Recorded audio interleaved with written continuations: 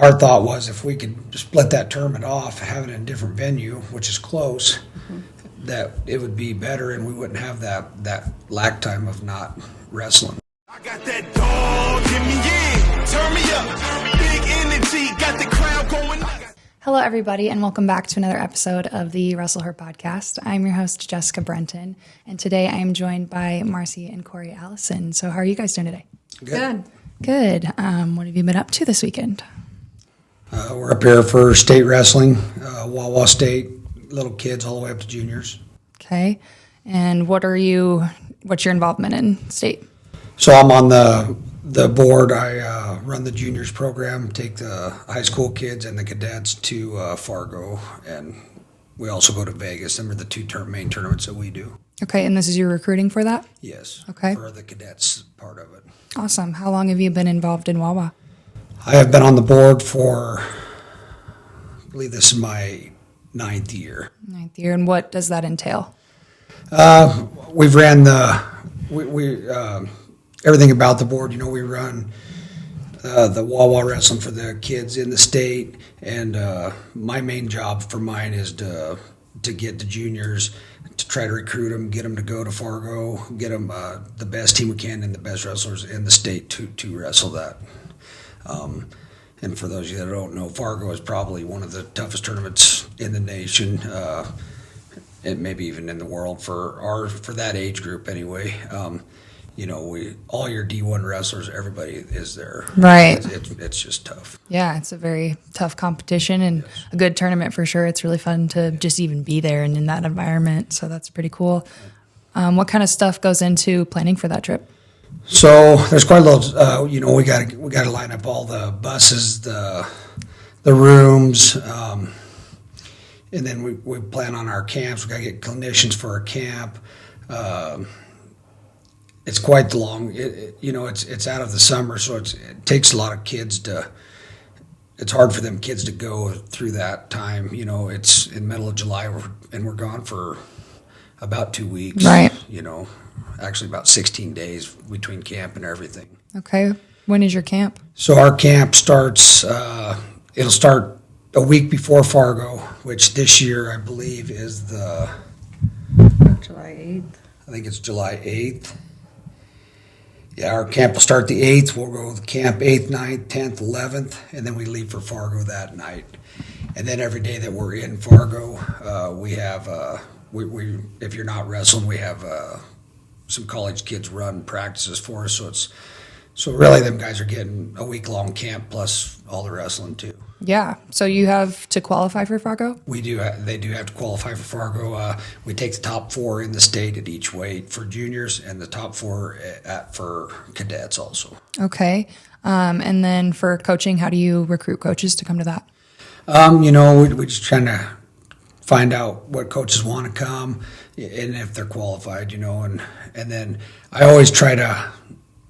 I don't try to hire them usually, but I try to give some college kids or some college, they're just finishing college, we'll give them a little extra money to do our camp and then plus come to Fargo and help us out there and run our practices there. The kids just seem to listen a lot more when you get somebody that's, fresh out of college, plus you got fresh ideas, Right. It's been 30 years since I've wrestled, and the stuff's changed. Of course, I've adapted and coached through all that time, but right. There's always new stuff and new styles. Yeah, always. There's always some new things going on, and especially in wrestling, even if you know a move, there's 20 different variations to that move. So it's nice to have some different coaches on your staff all the time. So I like that you get those college kids in there and show, the high school athletes what they're doing and teach them some new stuff. There's a lot of planning that goes into Fargo and Vegas, like hotels, buses, meals, gear. How far in advance do you start planning for all this? So I usually start, I usually have my buses, I usually try to get them in December, beginning January, Okay. Get them lined up. The buses are the hardest part. The motel, they kind of got a thing in Fargo. It's set up to where we just turn in our stuff to the Fargo Dome up there, the college, and we get the same rooms every year, same motels. So that part's not as bad. And then, of course, kind of got to adjust with what you have for numbers, you know. Right. When I first started doing this, our numbers were terrible. It's kind of why I kind of took over doing the Fargo. My middle son, the first year we went, there was 13 kids. So I just made it a goal of mine that we're going to get as many Wyoming wrestlers as we can to go to Fargo. I think the next year I think the lowest I've had is like 37, 38 kids. That's awesome. And most of the time it's 40 to 50. Yeah, that's a big team, a lot of work to do, a lot of responsibility to plan all this stuff. Marci, do you help him plan all this stuff when he's going on these trips? Oh, he does a lot of it. He does, like I said, the bus and the rooms and things like that. As far as, I guess I get the grunt work of the camp flyers, the paperwork, Facebook posts, anything getting the message out there. But he does most of the big work. She does all the scheduling for our camp through the school because she works through the school. Okay. So she does all of our scheduling for all that stuff also, which really helps out, you know, having somebody inside there. Yeah, I'm sure that helps a lot. You kind of know what you're doing a little bit. That's not always the case. So for recruiting wise, when do you start looking at people, or do you just go off of state? Well, I don't just go off state. So I coach high school also. So as I'm seeing them kids wrestle throughout the year, you know, Moorcroft's small. You know, most small schools they just wrestle 2As, 3A. You know, small tournaments. We've built our program up to where we go everywhere. We wrestle the 4As. We wrestle all the biggest tournaments in the state and in the region. And then I just start talking to guys, you know, when I see, you know, somebody that's looking good, standing out, I just start talking to them, trying to get them to, you know, hey, we're going to have junior state weekend after our state, you know.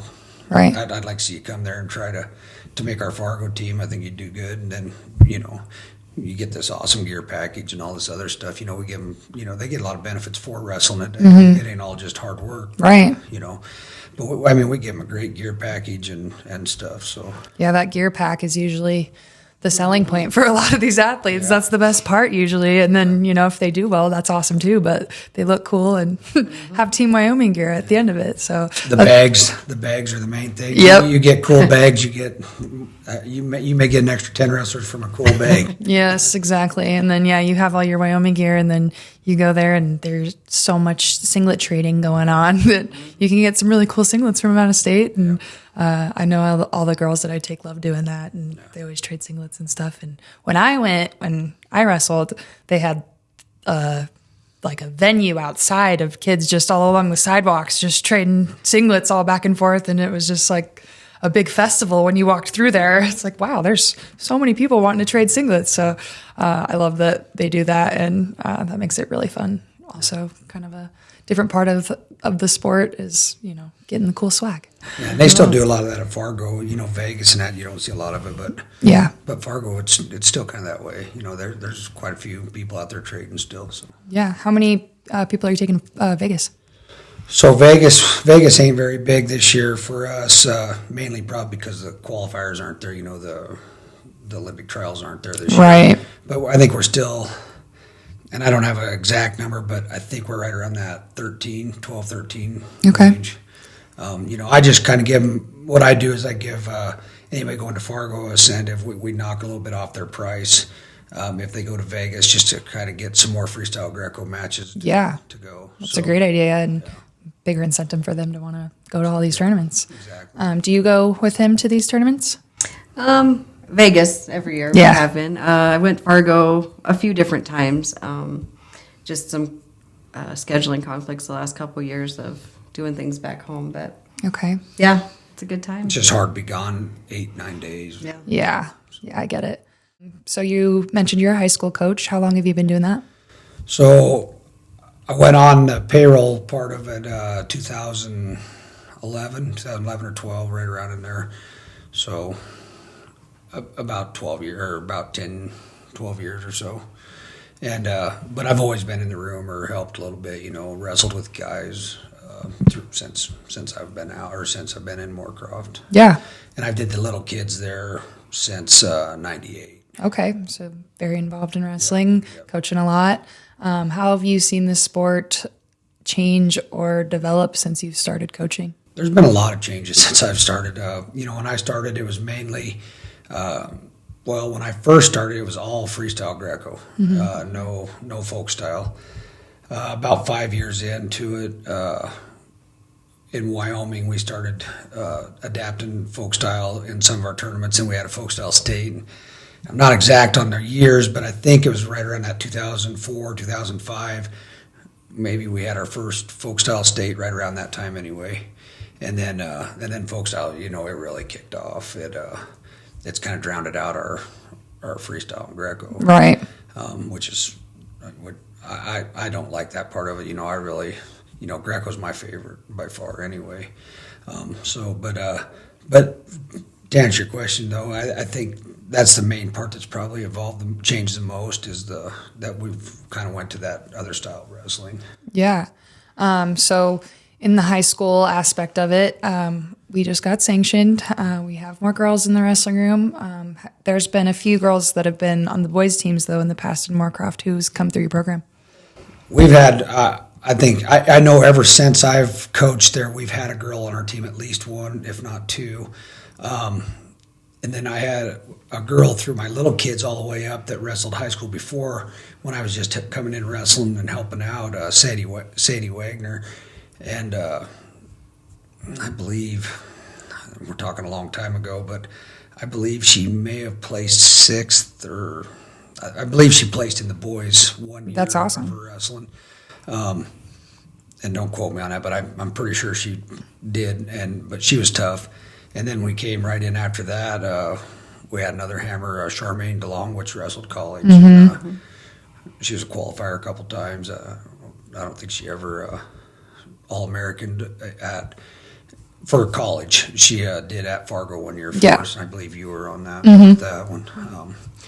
And then we've had Rebecca Anderson. Them were our three hammers that come. Yeah.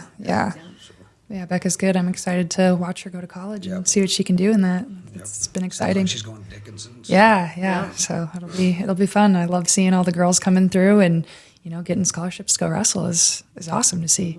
So you guys were actually the first high school to have a girls bracket before it was sanctioned. Tell me about how that process went, or were you part of it?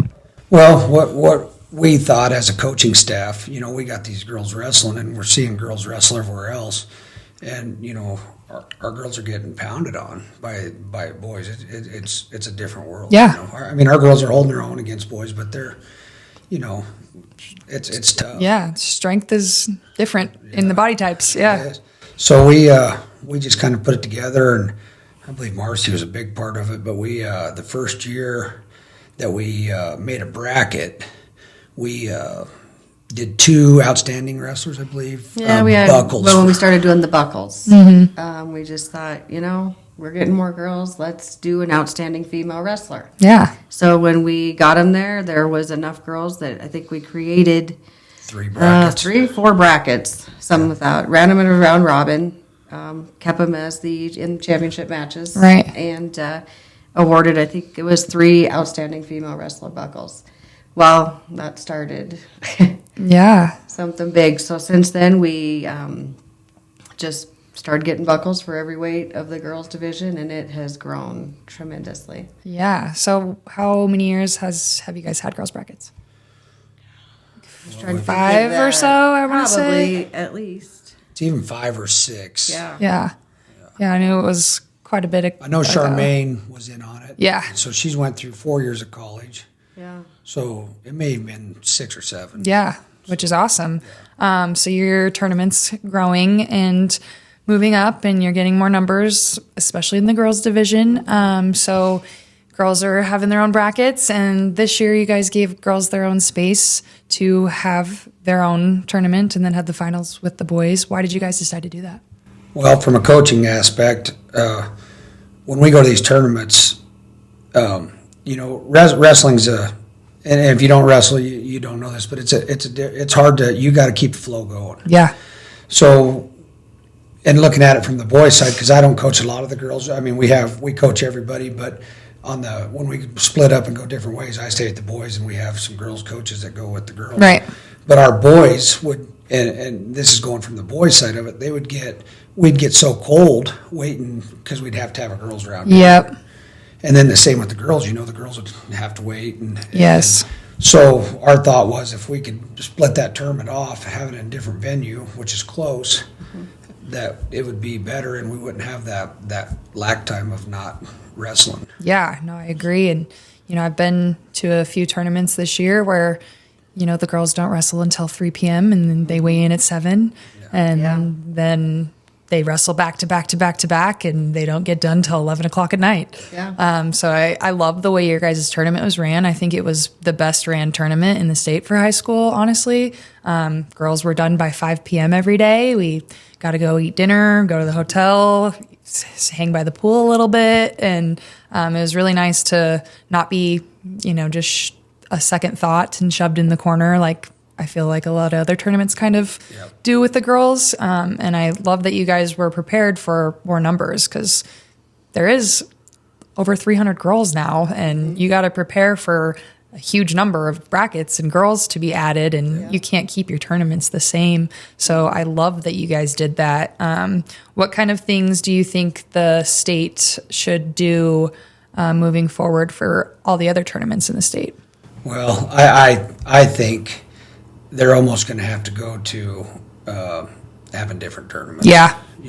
We're to that point. It's grown so much, right, which is a good thing, that we almost got to go to separate tournaments. Like ours, we had ours kind of last year.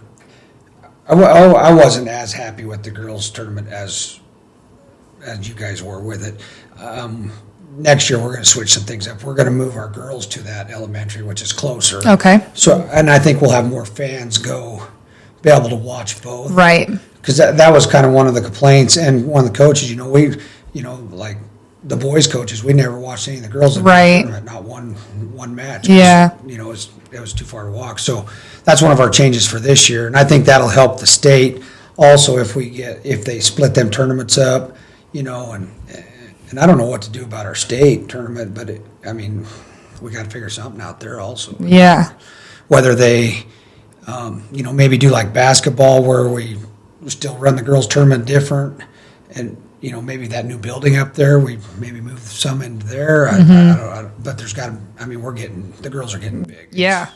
Yeah, we're growing tremendously, and I think numbers will double next year again. And I don't want to see 2 different seasons. Yeah, I don't either. Because a lot of your coaches, then some of your coaches are going to be coaching for that's a long time. Months, with no stop. Right. So.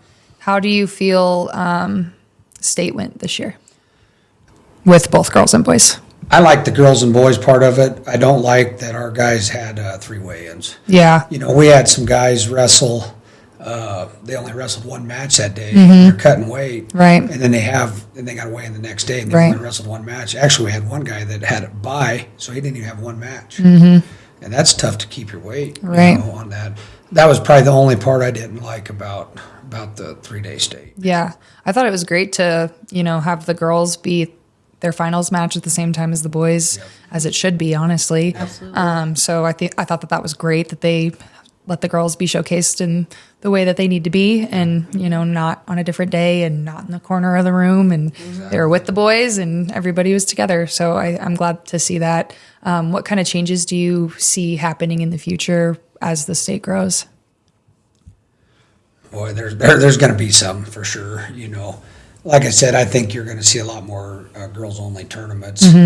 I think what I'm hoping that we're going to see is, maybe some of these towns get together a little bit, so maybe when Douglas has their big tournament, Glen Rock hosts a girls tournament. Yeah. Or when Gillette has the Pat Weed, maybe Moorcroft hosts a girls party. Yeah. Which the Pat Weed is big enough, it could hold the girls and the boys. So maybe not that one, but that's what I'm kind of talking about. Yeah. Give them some more space. Yeah, just give them some space, and where it's close enough to where you're not traveling two buses clear across different ways. Right. Yeah, I heard that's going to happen in a lot of different places for next year. That Douglas tournament, having it in Glen Rock for the girls, having it start like 30 minutes later, so the bus can go drop the boys off, then go drop the girls off, and then when they're both done, he can pick everybody up and they're close enough. I think that'd be a great thing, Yeah. It ain't so big like on your big schools, they have their own buses. They're going to. Right. But some of the small schools, like us, I mean, we only had 8 girls this year, 8, maybe 9. But anyway, it's just tough to run a whole nother bus. Yeah. That. Right. I mean, we could, but it just don't make sense. Are your guys' practices separate? So, not right now. Okay. This year we did not do it. That is a big topic on our coaching staff right now. So, I believe that at least some of them are going to be separate. Okay. But you're going to offer the together practices too? Yes. Okay. Yeah, I think we're trying to figure out a way to make it the best for both. We also have some other things in the work in Crook County. They're kind of, and this is coming from up above us a little bit, they're wanting to know if there's a way that we could put all 3 of the schools, girls, together and wrestle them and make one team out of them. I don't know. There's not been a lot of talk about it, but there's been a little bit, and we haven't really, the coaches haven't been, I mean, besides Charlie, he's been in on it a little bit, but we don't really know what's going on there on that part. The 3 schools as in the other? Hewlett and Sundance and Moorcroft, because that's all Crook County School District. And because all the, their numbers, they got each one of them 3 or 4, right. And that would make sense, you could have a bigger girls practice right. and stuff, but then you're trying to haul kids to practice. And so I don't know where that's going or what, but there is some talk on it. Yeah, I know that I personally have tried to do that and have Kelly Walsh and C do a practice together, and the school district shut that down. We're not allowed to practice with each other, unfortunately. But then, once we separated from the boys, it grew tremendously. We went from 6 to 23 girls just because they had their own space and they didn't have to be with the boys. I've heard that all over, like Sheridan. Yeah. So I think that's the key is, there's the excuses for schools not getting girls programs is, well, we don't have any girls. Well, build a program and they'll come. I promise you, So I'm excited to see what's going to happen for next year. I think one of the biggest hurdles in that is coaching. Yeah. There's one coach, so they have to hire some girl coaches. I know that regionals is going to be in 2 separate spaces next year. So they're going to have to do something. Well, and I hope they do, because I didn't like how the regionals was for the girls this year. I didn't either. It needed to be on its own place. I agree. You just can't run it with a tournament like that. Yeah. It made everything longer. And, right. And on ours, we haven't really decided how we're going to do our practices to split them either. That's been a big topic on us. We had a meeting last week a little bit on it. We had our awards banquet, and we met on it a little bit, but we're trying to figure out, are we going to run our girls like 1 week in the morning, boys 1 week in the morning, that's kind of one of our hard parts, because right now we only have one wrestling room. Right. We're trying to, we're trying to get one built, a bigger one, but I just don't know how that's going to work quite yet. Yeah. So. Yeah. That's what we're doing at NC. We switch with the boys. Girls go in the morning 1 week, and then after school the next week, and the boys do vice versa from us. But I think next year we're going to try to do a couple co-ed practices just so the girls can, have different training partners. And I think boys are great training partners for girls and teach you a lot and get you a little bit stronger. And wrestle with different body types is always good. I think the practicing together is great. Yeah. The girls, just are. Like, especially some of the new ones coming out now, they're just not up to speed, so it slows down our boys' practice. Right. That's why I believe there need to be a split, but I think there also needs to be some wrestling together. Yeah. To make everything tougher. Yeah, I agree. And you will have those handful of girls that aren't going to go to those practices. Their parents aren't going to let them go to those practices. But, the ones that do want to wrestle boys, I think that's a great idea, and have it, as an optional practice to – here's more mat time, and mat time's mat time. And you might get your butt kicked during practice, but I think that's what makes good wrestlers is to have good practice partners that beat up on them a little bit in the room. So I think that's something that we're going to implement next season. So I'm excited to see those changes moving forward. Aside from wrestling, Marci, what do you do? I work at the high school there in Moorcroft. Okay. So that's what he was talking about, the administration stuff. How long have you been doing that? Oh, I think full-time since what, 2012 maybe? Okay. 12, quite a while. Yeah. Okay. And then what else do you do? Are you a teacher? No. So I've done a couple different things. I had a company for most of my years of coaching, then I work for the city now over there, and I still do some construction stuff on the side. Yeah. The reason I went to the city mainly was they kind of had a good schedule to work 4-10s, and then I could, coach still. Right. Yeah. That's exactly why I started doing what I do, is to base my schedule around wrestling. And hey, I'm gone this weekend, this weekend, this weekend, this weekend. So, and these Fridays. So I won't be here. So do you guys have any advice for any tournament directors for next high school season moving forward? Plan ahead. Well, you can plan all you want. Yeah, something always goes wrong. It goes wrong the morning of every time. Never fails. I think fortunate that in Moorcroft we have those 3 locations so close together that it works. Yeah. And just that's what we based it off was numbers. Where would be the best for facility for everybody? What do we end up running? 2, 4, 7 mats total. 2 for the girls, 2 for the JV, and 3 for varsity. And as that JV got over, we could move some of that varsity over to speed things up if needed to be. Which I don't think we did we? I don't think we ended up having to. Yeah. It ran pretty smooth. Like I said, you can plan all you want. It depends on the day when it happens. Right. I think your main thing is you're going to have to, these guys are going to have to try. If you run the girls with the boys tournament, it's going to slow everything down. Right. So Yeah. They got to try figuring out how not to do that part of it. Yeah, I agree with that. And I hope that the state continues to grow. But I do think, having more numbers and more participants in your tournaments is going to make it have to change. So I hope that we can evolve as a state and with our tournaments and make these tournaments run a little bit more smoothly. And I think the state needs to take notes on how you guys are doing it. So Thank you. Yeah. So you guys have a quote for us. Would you like to go ahead and say that for me, please? Well, it's our high school quote from the wrestling room. We have a big poster up there for everybody. It just says, "Throw me to the wolves and I'll return leading the pack." Okay, and you guys' mascot's a wolf, right? Our mascot Yeah, is the so wolf. that's perfect. So perfect. I think you guys do a great job leading. Moorcroft always has some hammer wrestlers coming out, and you guys are very good competitors, and you guys hang with the state even though you guys are a small school.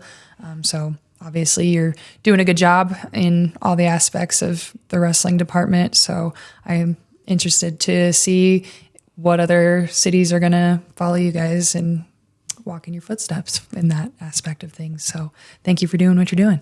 Thanks. Thank you. I do want to just mention that we are having a camp this year, and this is the first time that we're going to kind of do it this way.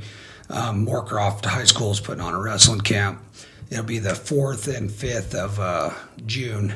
Okay. And the flyer will be on Facebook and other places, so hopefully people will share it around. But we're going to run boys and girls together throughout the day, and then from 3 o'clock to 4:30 every day, we're going to have just a girls-only technique, no boys in the room. And we have a great group of guys that are going to put the camp on for us. We got 3 guys from Montana, and then we have Tate Allison, that he was an All-American, and then we have Seamus Casey that's wrestling for the University of Wyoming, also going to put them on. All of them guys were college wrestlers, and they're putting this camp on. I think it'll be real good, and I'm hoping. This is the first time we've done this way, but I'm hoping it'll help bring the girls into them camps a little more. Yeah, So that's a great idea. And hopefully the girls are listening and watching and they can attend your camp. Tate Allison's your son, correct? yes. Okay. How is he doing? What things did he do for wrestling? So he wrestled at. He went to PAL to start with. Wrestled 2 years there. All-American there his second year. He kind of got a bum shaft when he went after that. He went to Shattering, qualified. Let's see, he was through the COVID stuff, so he made it. He went to nationals 1 year. They shut him down on that. Did he qualify the next year? I don't think he did. I think there was some injury stuff on the next year. Didn't make qualification. Wrestled all the way through, but didn't make it. And so that COVID kind of hurt a few things on there. He could have wrestled a few more years, but his body was just beat up. Yeah, I get it. Well, I'm glad to see he's still involved in helping with camps. And is he still going to school, or is he done? Nope, he's done. He's done? Done. Okay. Yeah, he works around Moorcroft there. So. Okay. And is that your only son? Nope, I got Tucker. He also wrestled at Shattern. And then I got an older one, Tanner. Okay.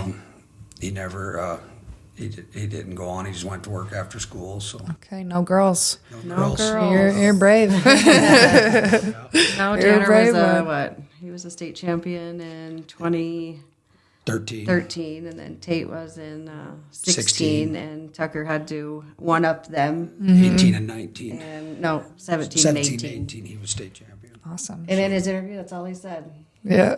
I had to one-up my brothers and win too. So. Yeah. Well, he did it. He did it. He did can wear that crown proudly, I guess. And he does, trust me. I'm sure. I hear the banter going on with my brothers all the time and me, so I get it. I get it for sure. Yeah. Is there anybody you'd like to thank or give a shout out to while you're on here? I just want to thank what makes Moorcroft Wrestling so good is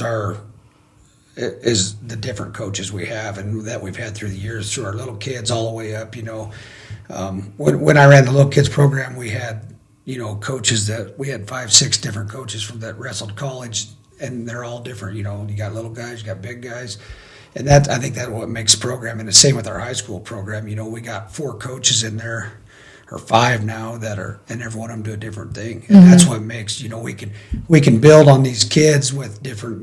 One coach can't do it all. Yeah. You got to have a room full of people to make it right, to make it work right. Yeah. So, yeah. And I think that's where we excel. We have a little bit of every style out there. We got some funk wrestlers, we got some big guys, we got little guys, yeah, technique guys. Yeah, it takes a village. Yep. It takes a village for sure. So that's what I'd give a shout out to is our coaching staffs and even our little kids program now. We got a great little kids program now with some good coaches in there that are. It took a lot for me to leave that little kids program. Yeah. We had a good coach that came in, and that's what I turned it over to. So Awesome. I guess I'd say on my end, Cindy Gailey, Yeah. lifesaver there, came in and she sets our tournaments up mostly now and definitely runs them from there on. But it just got so big. Yeah. You just can't do it by yourself. Right. You're running 3 tournaments at one time. Yeah. It's a And perfect she person can- to bring in. And she can do it. I don't know how she does it, but she does. And so, huge shout out to her. Awesome. Well, is there anything else you guys would like to add or say to the listeners watching today? no, get more girls out there wrestling. Okay, sounds good. Well, thank you guys so much for joining me today. I look forward to seeing what you guys do with your programs and watching it build, and hopefully you guys can get your program separated and have a huge team moving forward. So thank you guys so much for joining me. Perfect. Thank Thanks. you. Thanks for having us on here. Yeah, no problem. And thank you guys so much for joining me, and we will see you guys next time. Bye. Can't accept the loss, I'm hard-headed. There's a little bit of madness to my method. Many falling off that fine line that I'm treading. I risk anything to be great, and I'm not letting nobody rob me of my victory. Number 1, that's what I'm meant to be. When by any means, only thing that makes sense to me, I can make nice or make history.